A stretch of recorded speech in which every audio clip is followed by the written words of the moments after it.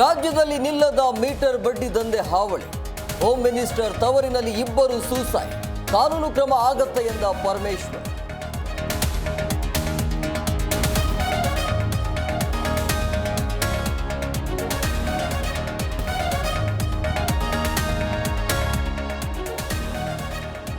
ಬೆಳಗಾವಿಯಲ್ಲಿ ಕನ್ನಡಿಗ ಕಂಡಕ್ಟರ್ ಮೇಲಿನ ಹಲ್ಲೆಗೆ ಟ್ವಿಸ್ಟ್.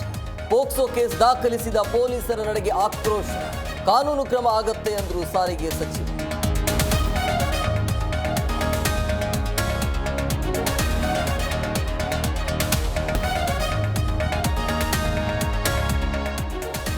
ಗೃಹಲಕ್ಷ್ಮಿ ಹಣ ವಿತರಣೆಯಲ್ಲಿ ಲೋಪ. ಕಾಮಗಾರಿ ಬಿಲ್, ನೀರು, ವಿದ್ಯುತ್ ನೀಡಲು ಸೋತಿದೆ. ಕಾನೂನು ಹಾಳಾಗಿದೆ ಎಂದು ನಿಖಿಲ್ ಆಕ್ರೋಶ.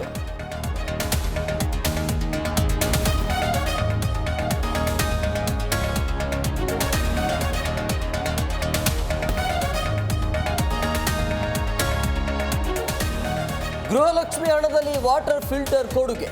ಭಾಗ್ಯಗಳ ಹಣ ಸಾಮಾಜಿಕ ಕಾರ್ಯಕ್ಕೆ ವಿನಿಯೋಗಿಸಿದ ನಾರಿಯರು. ಮಹಿಳೆಯರ ಕಾರ್ಯಕ್ಕೆ ಎಲ್ಲರ ಪ್ರಶಂಸೆ.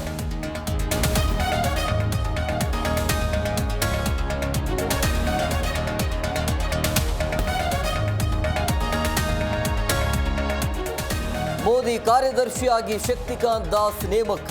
ಆರ್ಬಿಐ ಮಾಜಿ ಗವರ್ನರ್ ನೇಮಕ ಮಾಡಿ ಸರ್ಕಾರ ಆದೇಶ.